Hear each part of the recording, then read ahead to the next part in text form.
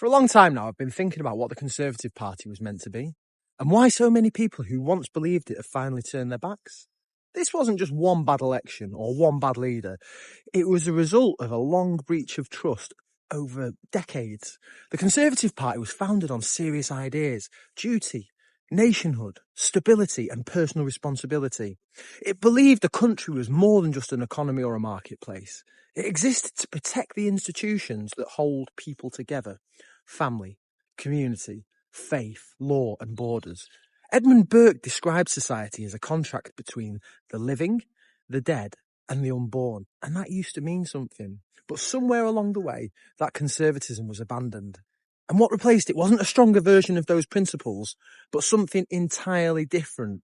The party became managerial and technocratic, more interested in global approval than national duty. Borders weakened, community cohesion was ignored, the law was applied selectively, promises were made to win elections and then quietly dropped once power was secured. Conservatism just became a brand, not a belief. And that's why we, the electorate, punish them.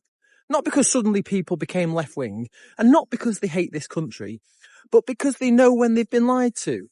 The British people are very patient, but we're not blind.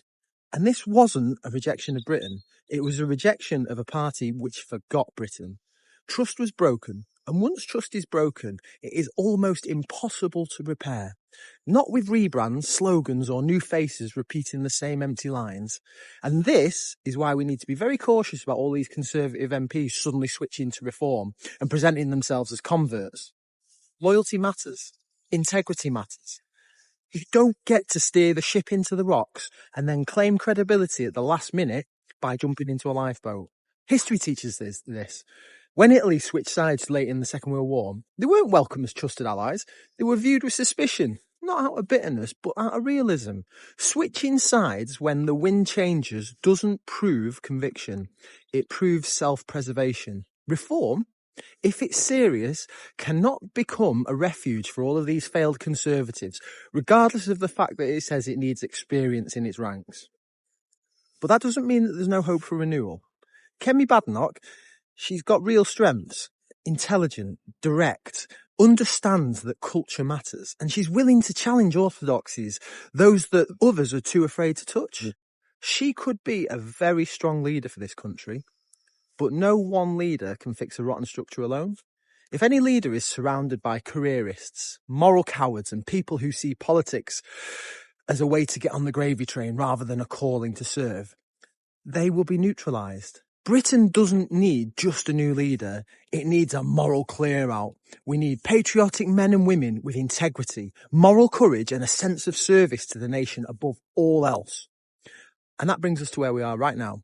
Because this government currently in office holds me and you in contempt. It governs as though the public are an inconvenience, not the source of its authority. It has most definitely set a course directly at the rocks, full steam ahead, and anyone who tries to call out that this is an issue is dismissed or ignored. And that's why the open letter to Keir Starmer matters. It isn't about party politics, it's about drawing a line. 547 of you have now signed the letter, and we need to keep this going. We need to get the momentum so that it's actually reaching more and more people. Because this is how pressure begins. Not with silence, not with violence, but with people standing up and saying enough is enough. Britain doesn't need new slogans. It needs men and women of character to serve it. And that starts with us.